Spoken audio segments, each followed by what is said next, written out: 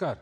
हमारे इस खास कार्यक्रम में आपका स्वागत है। देश में इस वक्त यानी कि 28 अक्टूबर से 3 नवंबर तक सतर्कता जागरूकता सप्ताह मनाया जा रहा है। वैसे तो सुशासन, भ्रष्टाचार मुक्त समाज और पारदर्शिता के लिए विजिलेंस यानी कि सतर्कता की खास ज़रूरत होती है, लेकिन सरदार पटेल की जयंती के दौरान मनाए जाने वाले सतर्कता जागरूकता सप्ताह का विशेष महत्व होता है। आज हम अपने इस खास कार्यक्रम में सार्वजनिक व्यवस्था में सतर्कता की महत्ता पर बात करेंगे। मैं हूं चंद्रशेखर जोशी।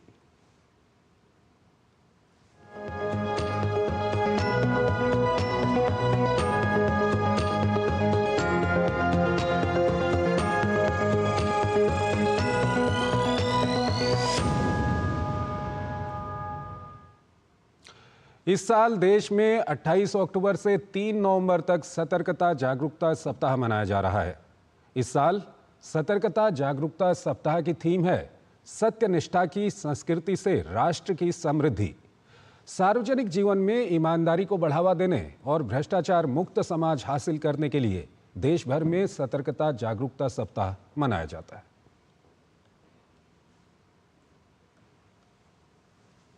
देश में भ्रष्टाचार पर लगाम लगाने के लिए विजिलेंस या सतर्कता की बहुत बड़ी भूमिका होती है। भ्रष्टाचार के खिलाफ जंग को और धार देने के लिए और कर्मियों के साथ साथ लोगों को जागरूक करने के लिए हर साल देश में सतर्कता जागरूकता सप्ताह मनाया जाता है। जिस सप्ताह लौह पुरुष सरदार वल्लभ भाई पटेल की जयंती पड़ती है, उस सप्ताह में सतर्कता जागरूकता सप्ताह मनाया जाता है। इस साल 28 अक्टूबर 2024 से 3 नवंबर 2024 तक देश भर में सतर्कता जागरूकता सप्ताह मनाया जा रहा है। ये सप्ताह केंद्र और राज्य सरकारों के सभी विभागों में मनाया जा रहा है। इस साल सतर्कता जागरूकता सप्ताह की थीम है सत्यनिष्ठा की संस्कृति से राष्ट्र की समृद्धि। सार्वजनिक जीवन में ईमानदारी को बढ़ावा देने और भ्रष्टाचार मुक्त समाज हासिल करने के लिए देश भर में सतर्कता जागरूकता सप्ताह मनाया जा रहा है। सप्ताह का पालन मंत्रालयों, विभागों, सार्वजनिक उपक्रमों, बैंकों और अन्य सभी संगठनों में लोक सेवकों द्वारा शपथ लेने के साथ शुरू हुआ है। सप्ताह के दौरान भ्रष्ट आचरण के खिलाफ जागरूकता पैदा करने के लिए कई समारोह आयोजित किए जाएंगे। इसे शासन और सार्वजनिक प्रशासन में नैतिकता और पारदर्शिता की आवश्यकता के बारे में अधिक संवेदनशीलता पैदा करने के लिए मनाया जाता है। इस साल के सतर्कता जागरूकता सप्ताह को लेकर राष्ट्रपति द्रौपदी मुर्मू ने अपने एक संदेश में कहा कि सत्यनिष्ठा की संस्कृति से राष्ट्र की समृद्धि ये विषय बताता है कि अखंडता ही हमारे देश की आर्थिक समृद्धि और सामाजिक कल्याण की नींव है। इससे समावेशी विकास को बढ़ावा मिलता है। ये सुनिश्चित करता है कि विकास का लाभ समाज के सभी वर्गों तक पहुंचे। वहीं प्रधानमंत्री नरेंद्र मोदी ने अपने संदेश में कहा है कि पिछले 10 साल में हमारा फोकस तकनीकी और ई गवर्नेंस का उपयोग करके पारदर्शी और जिम्मेदार व्यवस्था तैयार करने पर रहा है। हमने नैतिकता और अखंडता की आत्मा को हमारे संस्थानों को मजबूत करने के लिए आगे बढ़ाया है। Bureau report, DD news. तो सतर्कता कितनी महत्वपूर्ण है और आज के परिप्रेक्ष्य में क्या कुछ हालात हैं और किस तरह से ये सब काम होता है, कितना बदलाव आया है पिछले 10 साल पहले की हम बात करें, क्योंकि तकनीकी भी अब उपयोग की जा रही है। हमारे साथ 2 खास मेहमान यहाँ पर मौजूद हैं। SN Tripathi, DG IIPA, former secretary हैं गवर्नमेंट ऑफ इंडिया के, वो हमारे साथ यहाँ पर स्टूडियो में मौजूद हैं। और कुछ ही देर में हमारे साथ डॉक्टर विक्रम सिंह जुड़ेंगे, फॉर्मर DG हैं पुलिस के, उनसे भी हम बातचीत करेंगे। फिलहाल त्रिपाठी जी, बहुत बहुत स्वागत है आपका हमारे इस कार्यक्रम में। सबसे पहले आपसे ये जानना चाहेंगे कि विजिलेंस या सतर्कता की हम बात करते हैं तो कितना महत्वपूर्ण है एक सार्वजनिक जीवन या सार्वजनिक जो विभाग हैं उनको लेकर के? देखिए, सार्वजनिक जीवन के मूल में ही है सेवा। सेवा के बदले में मेवा खाना, ये तो भ्रष्टाचार के रूप में आता है। लेकिन अगर सेवा और सुशासन दोनों को देखा जाए तो भ्रष्टाचार मुक्त शासन जनता का अधिकार भी है और प्रशासनिक व्यवस्था का दायित्व भी है। आज देखिए जिस तरह से भ्रष्टाचार पर प्रहार हो रहा है, ईडी, सीबीआई जैसी संस्थाएं मुक्त तरीके से लोगों पर नज़र रख रही हैं और तकनीकी का इस्तेमाल करके जनता की सेवाएं, जनता की सुविधाएं जनता के द्वार पहुंच रही हैं। CP ग्राम, ई ऑफिस, बहुत सारे ई प्रोक्योरमेंट, जेम, अन्य तरीकों से पारदर्शी शासन चलाने के लिए जो व्यवस्थाएं की गई हैं, इससे हमने भ्रष्टाचार पर बहुत कुछ कंट्रोल किया है। लेकिन भ्रष्ट आचरण के खिलाफ जागरूकता पैदा करके ही हम समाधान कर सकते हैं। लोगों को सत्यनिष्ठा की शपथ दिलाकर उनको फिर से जागरूक कर सकते हैं और एक देशव्यापी अभियान चलाए। इंडिया अगेंस्ट करप्शन चला था, आप समझते हो, जानते होंगे, बहुत दिन पहले चला था। और उसमें जिस तरह लोगों ने भागीदारी दी, लोगों ने बताया कि हम न्याय अन्याय के बीच में फ़र्क करना जानते हैं और हम ऐसा शासन चाहते हैं जहाँ पारदर्शिता हो, जहाँ जवाबदेही हो और जहाँ कुछ हमको सुविधा पाने के लिए कुछ लेना देना ना पड़े। वो जो संस्कृति है, बिचौलियों की संस्कृति है, राधे राधे आधे आधे की संस्कृति है, उससे हम बहुत हद तक मुक्त हो चुके हैं और मुक्त हुए भी हैं। उसके पीछे तकनीकी ने बहुत बड़ा योगदान किया है, लेकिन जो राजनीतिक इच्छा शक्ति है, चाहे प्रिवेंशन ऑफ करप्शन एक्ट में अमेंडमेंट करना या प्रशासनिक इच्छा शक्ति है, रिफॉर्म परफॉर्म ट्रांसफार्म को जनता के लेवल तक और लोअर लेवल तक पहुंचाना, ये सारा करके हमने दिखाया है। और हमने कोशिश भी करी है कि प्रशासन चुस्त हो, शासन दुरुस्त हो, नीति नियम और नियत सब ठीक हो, तो हम सतर्कता से सुशासन की ओर बढ़ सकते हैं और बढ़ रहे भी हैं।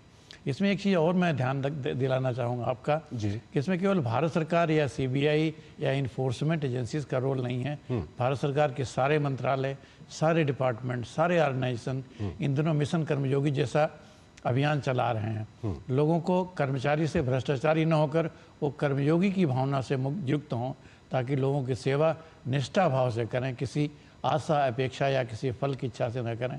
ये लगता है कि स्पिरिचुअल है, बट सरकार इस पर न केवल ध्यान दे रही है, इसको इन्फोर्स भी कर रही है। हम लोग स्वयं इस दिशा में बहुत सारा काम कर रहे हैं। और जैसा कि आपने अपने पहले ओपनिंग स्टेटमेंट में बताया कि भ्रष्टाचार मुक्त भारत से ही विकसित भारत बन सकता है, और विकसित भारत नैतिक भारत हो तो सोने पे सुहागा है। और हम उसी दिशा में बढ़ रहे हैं और शायद उस दिशा हमारा प्रयास भी आगे चल रहा है, दिख रहा है। ठीक है, इस बारे में हम अभी आगे और बात करेंगे। हमारे साथ डॉक्टर विक्रम सिंह जुड़ चुके हैं, फॉर्मर डीजी पुलिस हैं। स्वागत है डॉक्टर विक्रम सिंह आपका हमारे इस कार्यक्रम में। और सबसे पहला सवाल, क्योंकि अभी हम बिल्कुल कार्यक्रम के शुरुआती वक्त में हैं, आपसे हम यही जानना चाहेंगे कि विजिलेंस की कितनी महत्ता है, कितनी ज़रूरत है विजिलेंस की? आदरणीय चंद्रशेखर जी और श्री यशवंत त्रिपाठी जी, नमस्कार। सर नमस्कार। सतर्कता, विजिलेंस और सत्यनिष्ठा का वही स्थान प्रशासन में है जो मानव शरीर में प्राण का है। और विजिलेंस की वही जिम्मेदारी है कि इसको, अब दुर्भाग्य से आज हम कहते हैं कि टूथलेस टाइगर, बिना दांत का शेर या बिना जहर का सांप, क्योंकि दिखाई ये पड़ रहा है कि विजिलेंस अगर अपने पर आ जाए तो पूरी सफाई हो जाती है। मैं ये नहीं कहता हूं कि भय और आतंक, शिक्षा से, प्रेरणा से, उत्प्रेरण से अगर आप सत्यनिष्ठा स्थापित कर सकते हैं। एस.एन. त्रिपाठी जी ने इसके ऊपर बृहद प्रकाश डाला कि कर्मयोगी बनाना है। हम किसी पे कोई उपकार नहीं करेंगे, सत्यनिष्ठा हम अपना रहे तो किसी पे कोई उपकार नहीं कर रहे हैं। ये हमारा नैतिक उत्तरदायित्व है, राष्ट्रीय उत्तरदायित्व है। अब विजिलेंस का जो कार्य है, पूरे तरीके से जागरूक रहते हुए ये देखें कि भ्रष्टाचार क्या है। लिविंग बियॉन्ड मीन्स, ये अपनी आमदनी से ज्यादा खर्च करना विजिलेंस की जिम्मेदारी है। मैंने वो भी दिन देखा है कि अगर कोई अधिकारी, मतलब क्लास 3 का, अगर केवल सफेद कपड़े पहनता था और अपने घर किचन गार्डन नहीं कर सकते कि आप अपनी लिविंग बियॉन्ड मीन्स हैं। आज अगर वो बाय एयर घूमने जाता है गोवा आदि, तो इसके ऊपर उंगली नहीं उठाई जाती है। बेहतर ये होगा कि आपको, एक अंग्रेजी की कहावत, you have to be cruel to be kind, और हर विजिलेंस ऑफिसर की ये जिम्मेदारी है कि देखे जहां भ्रष्टाचार की दुर्गंध आ रही है, दुर्गंध के आधार पर गहराई से आप अनुसंधान करें और ये सुनिश्चित करें। विजिलेंस की ये भी जिम्मेदारी है कि इस प्रकार के भ्रष्टाचार से जो अर्जित संपत्ति है उसको चिन्हित करें, उनको अटैच करें और सुनिश्चित करें कि ऐसी प्रभावी और ऐतिहासिक कार्रवाई हो भ्रष्ट अधिकारियों कर्मचारियों के ऊपर, केवल नीचे के स्तर पे नहीं कि केवल चपरासी या लेखपाल स्तर पे या कांस्टेबल सब इंस्पेक्टर पे, क्योंकि भ्रष्टाचार ऊंचे से ऊंचे अधिकारी में अगर है तो उसके ऊपर भी और ज्यादा दंडात्मक प्रतिक्रिया कार्रवाई होनी चाहिए। सम्मानीय और हर एक्सीलेंसी राष्ट्रपति महोदया ने, माननीय प्रधानमंत्री जी ने जो आह्वान किया है, तो विजिलेंस और सीबीआई की जिम्मेदारी और आंतरिक जो सतर्कता है उसकी और जिम्मेदारी बढ़ जाती है कि भ्रष्टाचार पे जीरो टॉलरेंस होनी चाहिए। और ये कोई छुपी चीज नहीं है। भ्रष्ट आचरण जग जाहिर होता है, छत चढ़ के बोलता है।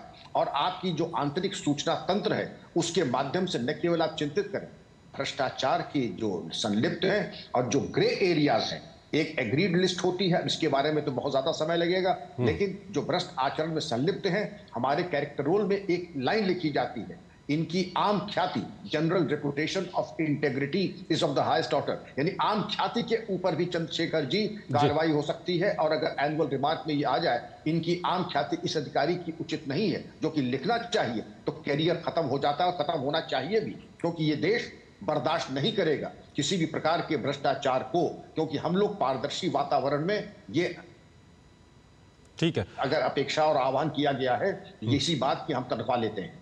ठीक है।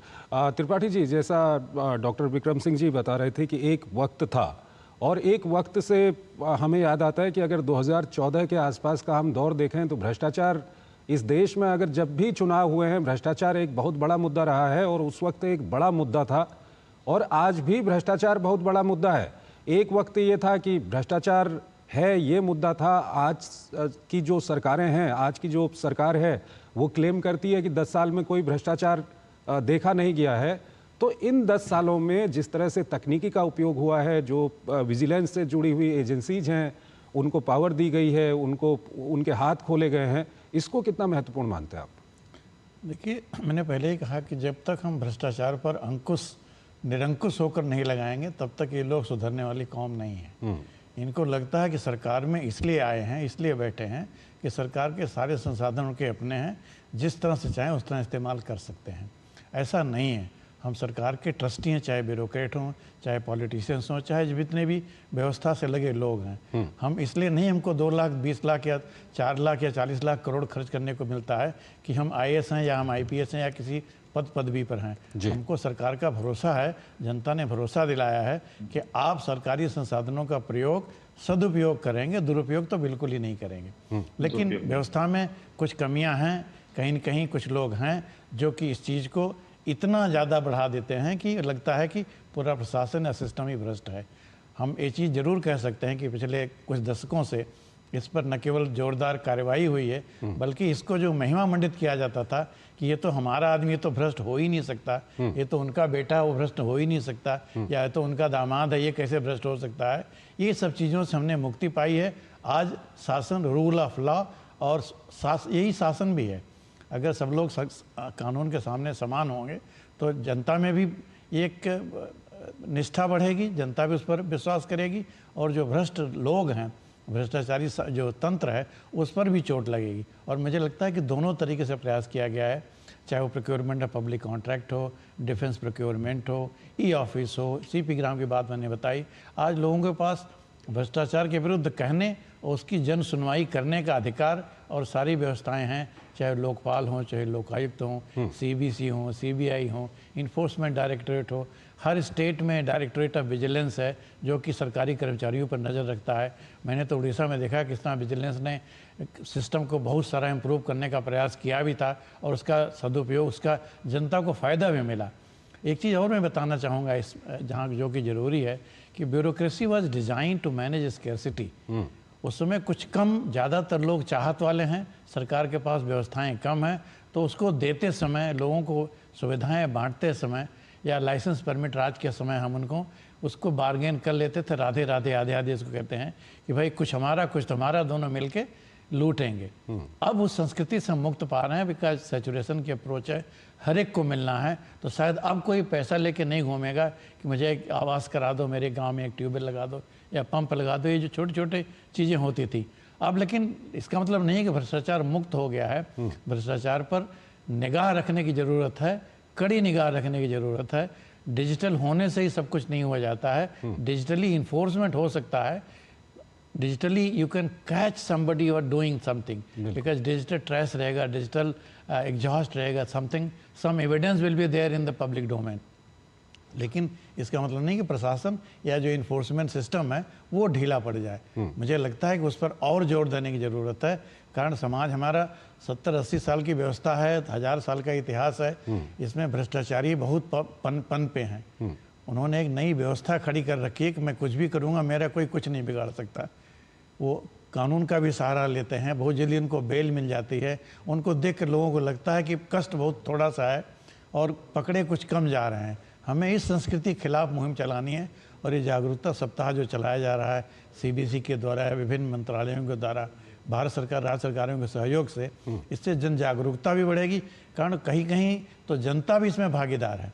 जहाँ लाइनमैन और चेयरमैन दोनों मिल जाते हैं और जनता भी मिल जाए तो उस भ्रष्टाचार को मिटाना थोड़ा मुश्किल हो जाता है। बोलते हैं ना कि मछली कब पानी पिएगी उसको आप वीडियोग्राफ नहीं कर सकते हैं।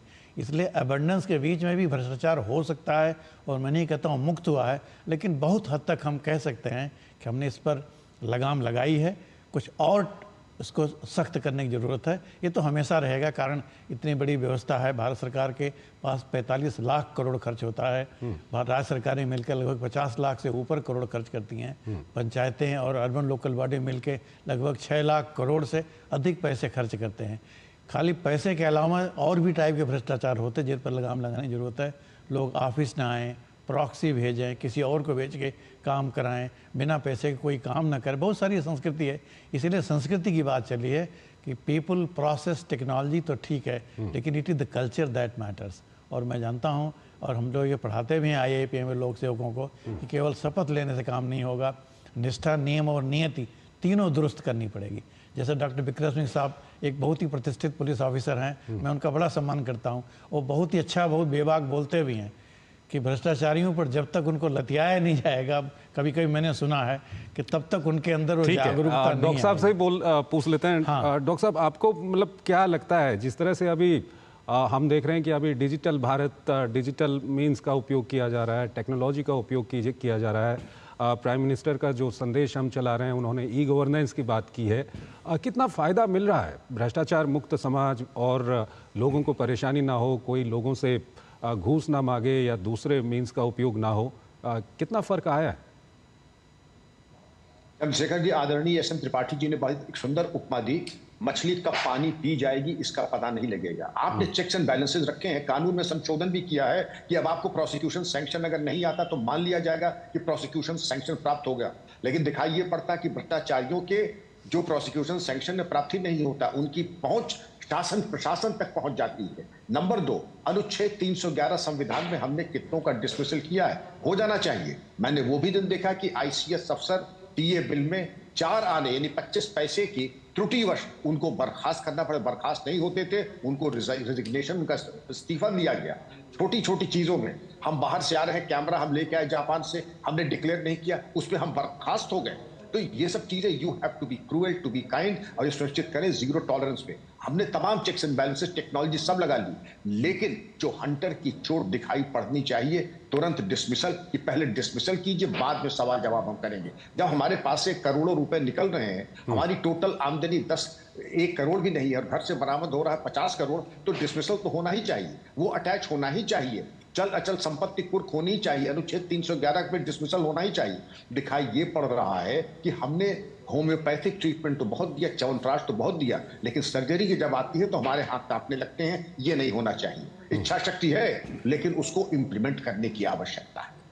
ठीक है त्रिपाठी जी, ठीक है, लोक सेवकों के परिप्रेक्ष्य में हम बातचीत कर रहे हैं, ब्यूरोक्रेसी के परिप्रेक्ष्य में बातचीत कर रहे हैं, लेकिन थोड़ा सा इससे अगर हम बाहर निकलें तो जो राजनीतिक नेतृत्व होता है, जैसे पिछले 10 साल में हम केंद्र सरकार में देख रहे हैं कि राजनीतिक नेतृत्व की ओर से इसको लेकर के काफ़ी कड़ा रुख अपनाया गया, तो कोई इस तरह के मामले सामने नहीं आए। लेकिन अभी भी कई राज्य सरकारों की हम बात करें, वहाँ पर काफ़ी इस तरह के मामले सामने आते हैं। तो इसमें जो राजनीतिक नेतृत्व होता है उसका कितना फर्क पड़ता है? देखिए, राजनीतिक नेतृत्व अगर निष्ठावान होगा तो निष्ठावान व्यवस्था भी बनेगी और तभी जाके तकनीकी का फ़ायदा भी मिलेगा। अगर राजनीतिक नेतृत्व पर ही संकट है, उनकी निष्ठा पर संदेह है, तो कितना भी हम प्रयास कर लें उसके प्रयास का फ़ायदा नहीं मिलेगा। आप देख रहे हैं कुछ राज्य सरकारों में, कुछ लोगों में, बहुत सारे लोग जेल गए हैं। एक शायद बहुत पहली बार आपने देखा होगा कि सिटिंग लोगों को जेल के अंदर डाला गया। और ये भी एक साहस का काम है कि जब हम लोकतंत्र के नाम पर अपने को बचाते हैं कि लोकतंत्र में चुने हुए हैं, इस नाते हम जो भी करें, हमारे ये धर्म बनता है कि हम जैसा चाहें वैसा कर सकते हैं। ये गलत है। लोकतंत्र आपको ये इजाज़त नहीं देता। लोकतंत्र में जब आप चुन के आते हैं, ये इजाज़त लेके नहीं आते कि हम जो चाहें सो कर सकते हैं, खास तौर से भ्रष्टाचार या भ्रष्ट तंत्र चलाने के संपर्क में। मैं बिल्कुल सही मानता हूँ कि सीढ़ी को आप नीचे से साफ नहीं कर सकते हैं, सीढ़ी को आपको ऊपर से क्लीन करना पड़ता है। You can't clean a ladder from the bottom. It has to be clean from the top. बिल्कुल। हम लोग एडमिनिस्ट्रेशन में बताते हैं, पढ़ाते भी हैं। इसलिए भ्रष्टाचार अगर ऊपर से उसको संरक्षण नहीं मिलेगा, बीच वालों को डर और भय रहेगा, जैसा कि डॉक्टर सिंह ने बताया, उनकी संपत्तियां जब्त हो सकती हैं, उनके घर पे मिलते ही उस पर और कार्यवाही की क्या ज़रूरत है, उसको तो तुरंत तत्काल प्रभाव से कार्य मुक्त करना चाहिए, जेल भेजना चाहिए, तब जाके जनता पर असर पड़ेगा कि यस, भ्रष्टाचार पर कार्यवाही हो रही है। और मैं निसंदेह कह सकता हूँ कि पिछले कुछ वर्षों से इस पर जिस तरह से कार्यवाही हुई है, हाई एंड माइटी पर कार्यवाही हुई है, महिमा मंडन करने वालों पर रोक लगी है, और इतना ही नहीं, डिजिटल करके उनके पंख या पर कुतरे जा रहे हैं, तो ये एक सतत व्यवस्था है। एक दिन में या 2 दिन में या 10 साल में, 15 साल के बहुत बड़ा रोग है, ये रोग धीरे धीरे जाएगा। मैं जानता हूँ चाणक्य जी के पास कोई गया एक पिटीशन देने, तो चाणक्य जी ने कहा कि मैं अभी जो मेरे पास 2 डिवरी है जो इस पर लाइट आ रही है, अभी मैं सरकारी काम कर रहा हूँ तो सरकारी लालटेन जला रहा हूँ, मैं इसको बंद कर दूँ, मैं अपने पैसे वाली लालटेन जलाऊँ, तब मैं आपके गुण दोष को विचार करूँगा। इतना हद तक की नैतिकता थी हमारे पास। गांधी जी का खुद ही कहना है कि be the change what you want to see in the system. तो हमारे पास जन जागरूकता करने के अलावा इन्फोर्समेंट और जन जागरूकता दोनों अगर करेंगे, तब जाके इसके परिणाम अच्छे होंगे। केवल फांसी देने से या जिसको देखते ही गोली मार देने से विजिलेंस हो सकता है कुछ इसका असर पड़े, लेकिन ऐसा नहीं होता, कारण नहीं तो आतंकवाद बहुत पहले ख़त्म हो गया होता। बिल्कुल। बहुत सारी चीज़ें जो जड़ में हैं, लोगों को लगता है हम निकल सकते हैं। न्याय व्यवस्था ऐसी लचर पचर कभी कभी हो जाती है कि लगता है हम अच्छा वकील कर लेंगे तो बड़े से बड़ा भ्रष्टाचार हमारा छिप सकता है। ये इस चीज़ पर लगाम लगानी चाहिए। और मैं तो कहता हूँ जो भ्रष्टाचारी हैं उनको तो वकील भी नहीं मिलने चाहिए, उनकी भी तो निष्ठा है, वो भी तो पब्लिक सर्वेंट हैं। वो क्यों इस चीज़ को अपना धर्म दिखाते हैं कि हम एक चोर को बचाने के लिए सब कुछ जत परनाश चेष्टा करेंगे। तो अगर समाज में जागरूकता होगी तो उनका महिमा मंडन तो कम से कम नहीं होगा। और अगर उनकी संपत्तियां जब्त की जाएंगी, उन्हें बताया जाए कि आपकी तनख्वाह इतनी, आपकी संस्कृति इतने की इजाज़त देती है, अगर उससे ऊपर आप रह रहे हैं, आमदनी चौन्नी खर्चा रुपया, तो इसको देखने के लिए तो बहुत ज़्यादा इन्वेस्टिगेशन ज़रूरत है ही नहीं है। ठीक है। डॉक्टर साहब, एक सवाल इसी को जिसको त्रिपाठी जी बता रहे हैं, राज्य सरकारों में पिछले कुछ महीनों में, पिछले कुछ सालों में हमने देखा है कि कई राज्य सरकारों में हमने देखा है कि वहाँ पर भ्रष्टाचार के कई मामले सामने आए हैं। केंद्र में तो हमने देखा कि ईडी है, सीबीआई है, दूसरी एजेंसियां हैं, या जो विभागों के अंदर का जो विजिलेंस है वो काफ़ी सक्रिय दिखा। इसको लेकर के क्या कुछ कहेंगे? राजनीतिक नेतृत्व तो जहाँ जहाँ पर मजबूत है और जहाँ जहाँ पर इसको लेकर के सख्त है वहाँ तो नहीं आता है, लेकिन कई राज्य सरकारों में इस तरह के मामले आते हैं। ये आपका ये यक्ष प्रश्न है चंद्रशेखर जी, इसका एक ही उत्तर नहीं हो सकता। मैं ये कहूंगा जहां पे जो नेतृत्व है राजनीतिक वो कठोर है, वो पारदर्शी है और स्वयं सत्यनिष्ठ है, तो वहां पर आपको इसकी समस्या, मैं ये नहीं कहूंगा उसका समाप्त हो जाएगी, लेकिन इन स्केल ऑफ 1:10 काफी कम हो जाएगी, 3 या 4/10 तक आ जाएगी। लेकिन जहां पर जो है लूट सके तो लूट की संस्कृति है कि दोनों मिलकर के एक दूसरे के सहयोगी बनकर कर रहे हैं, उसके बारे में टिप्पणी नहीं करूं क्योंकि होशियार को, अक्लमंद को इशारा ही काफी है। लेकिन इस तरीके का जो आपने सही कहा, पिछले 10 वर्षों में जो कार्रवाई हुई है अभूतपूर्व हुई है। केंद्र की आपने बिल्कुल सही कहा कि ईडी, सीबीआई और जो अन्य एजेंसीज ने किया है वो वाकई प्रशंसनीय है। इसके पहले ऐसा अभूतपूर्व कार्य और ये सफलताएं नहीं मिली थी। ठीक है डॉक्टर साहब, दरअसल हमारे पास वक्त कम है, तो एक सवाल और संक्षेप में आप दोनों उसका जवाब दीजिएगा। ये काफ़ी महत्वपूर्ण भी ये सवाल हो जाता है। जनता से क्या कुछ कहेंगे आप, क्योंकि आजकल सोशल मीडिया का दौर है, अगर कोई घूस लेता है तो उसके वीडियो बना के भी जनता डाल देती है, तो इस तरह का दौर है, तो जनता की भूमिका कितनी महत्वपूर्ण हो जाती है संक्षेप में? जनता की भूमिका अत्यंत महत्वपूर्ण है। अपने मोबाइल फोन को एक इंस्ट्रूमेंट ऑफ एम्पावरमेंट समझ लें, आपके सशक्तिकरण का। भ्रष्टाचार पे जीरो टॉलरेंस आपसे शुरू होती है और आपकी सेवा के लिए।